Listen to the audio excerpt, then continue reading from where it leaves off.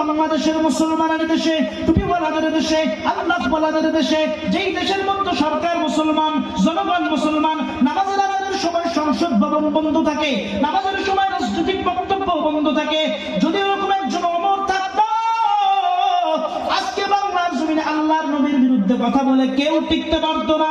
আজকে বাংলার জমিনে ইসলামের বিরুদ্ধে কথা বলে কেউ টিকতে পারতো? সবাই বলেন পারতো? একজন ওমরের দরকার আছে। কে সেই ওমর?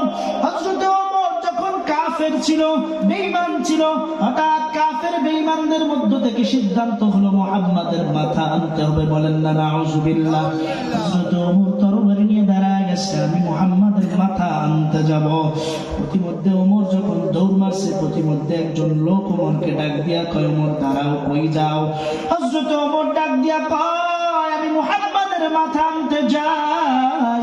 ওমরকে ডাক দেওয়া হলো, তুমি মুহাম্মাদের মাথা আনতে যাও, ভালো কথা, তোমার বাড়ির মধ্যে যায় দেখো তোমার বোন এবং ভগ্নিপতি মুহাম্মাদের কালেমা পড়ে মুসলমান হইছে। ওমর বলে, তাই নাকি? এই কথা শুনে ওমর দৌড় মারছে বোনের দরওয়াজায়। দরওয়াজার সামনে টক টক করে আওয়াজ। দরওয়াজার সামনে আওয়াজ করার সঙ্গে সঙ্গে ভগ্নিপতি ওমরের আওয়াজ টের পেয়ে আত্মপলায়ন করছে। ওমরের বোন দরওয়াজা খুলে দিছে।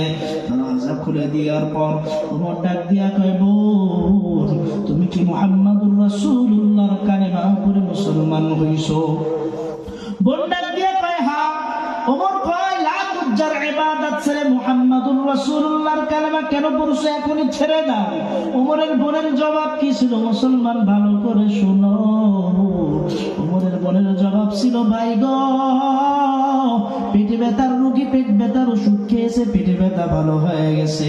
ওই পেটে ব্যথা ভালো হওয়ার পর ওষুধটা যেমন পেট থেকে উঠানো যায় না, আমি বেঈমান ছিলাম, বেদুইন ছিলাম, আমার মধ্যে ঈমানের কোনো ছায়াও ছিল না।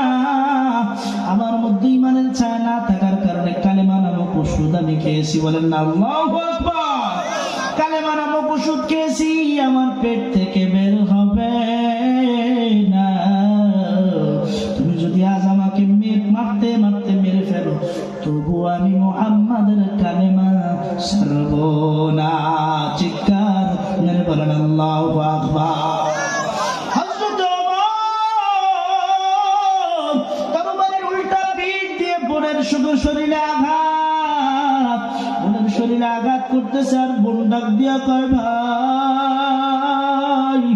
আমার তো দুনিয়ায় মাও নাই, বাবাও নাই। ও ভাই তুমি আমাকে এভাবে মেরো না। ও ভাই তুমি যদি আমাকে মারো বলো, আমি কার কাছে যাব? ওমরের অন্তরের মধ্যে আমার আল্লাহ মায়া ঢুকায় দিছে। ওমর ডাক দিয়া কয়, কার কালেমা পড়ছো? বলে মুহাম্মাদুর রাসূলুল্লাহ। বলে চলো আমি মুহাম্মাদুর রাসূলুল্লাহর কাছে যাব। ওমর যখন ঘোষণা দিছে, ঘোষণা দেওয়ার সাথে সাথে ওমরের বোন খুশি হয়ে গেছে, মুহাম্মাদুর রাসূলুল্লাহর দিকে রওনা। দূর থেকে সাহাবা আজমাইন দেখলেন ওমর আসতেছে। ওমরের আওয়াজ টের পেয়ে সাহাবায়ে কেরাম বললেন, ইয়া রাসূলুল্লাহ, টেনশনও করবেন না, চিন্তাও করবেন না, আজকে হয় ওমর বাঁচবে, না হয় আমরা বাঁচবো। যখন এই কথা বলা হলো, আল্লাহর নবী বলেন, সাহাবা আজমাইন আপনারা চুপ থাকেন, আমার আল্লাহ আমাকে যেটা জানায় আপনাদেরকে সেইটা জানান না। আপনারা দেখতেছেন ওই ওমর আসতেছে আমাকে হত্যা করার জন্য, তো আমি দেখি ওমরের কপালের মধ্যে আল্লাহ হেদায়েতের নূর চালু করে দিয়েছে। আল্লাহর নবীর দরবারে ওমর গেছে, তরবারিটা নবীর হাতের মধ্যে দিয়া কয়, নবী আমি ওমর আপনাকে হত্যা করার জন্য এসেছি, কিন্তু আপনার এই পবিত্রময় মায়াবী চেহারার দিকে তাকাইয়া আমি ওমর দুনিয়ার সব ভুলে গেছি।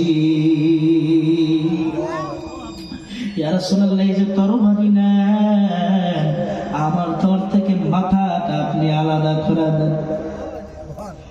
আল্লাহর নবীকে বললেন, ধর থেকে মাথা আলাদা করার আগে আমাকে একটু পড়ায় দেন, লা ইলাহা ইল্লাল্লাহু মুহাম্মাদুর রাসূলুল্লাহ।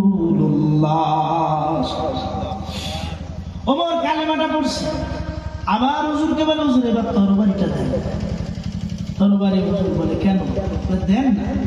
তরবারিটা ওমর হাতে নিয়ে এভাবে দাঁড়িয়েছে মক্কার, এই মক্কার কাফের বেঈমান আর মুশরিকগণ, কে আছো আজ মুহাম্মাদুর রাসূলুল্লাহ বিরুদ্ধে কথা বলবি? কে আছো ইসলামের বিরুদ্ধে কথা বলবি? আজ থেকে মক্কার জমিনে প্রকাশ্যে নামাজ আদায় চলবে। আল্লাহর নবী খুশি হয়ে গেছে। বলেন তো এরকম একজন ওমরের দরকার আছে না? সবাই বলেন আছে না? আর যদি বাংলাদেশের এরকম একজন ওমর থাকতো, 16 কোটি সংখ্যাগরিষ্ঠ বাংলাদেশের মুসলমানের দেশে, টুপিওয়ালাদের দেশে, আল্লাহ ওয়ালাদের দেশে, যেই দেশের মধ্যে সরকার মুসলমান, জনগণ মুসলমান, নামাজের আজানের সময় সংসদ ভবন বন্ধ থাকে, নামাজের সময় রাজনৈতিক বক্তব্য বন্ধ থাকে, যদি এরকম একজন ওমর থাকতো, আজকে বাংলার জমিনে আল্লাহর নবীর বিরুদ্ধে কথা বলে কেউ টিকতে পারতো না। আজকে বাংলার জমিনে ইসলামের বিরুদ্ধে কথা বলে কেউ টিকতে পারতো? সবাই বলেন পারতো। একজন ওমরের দরকার আছে না নাই?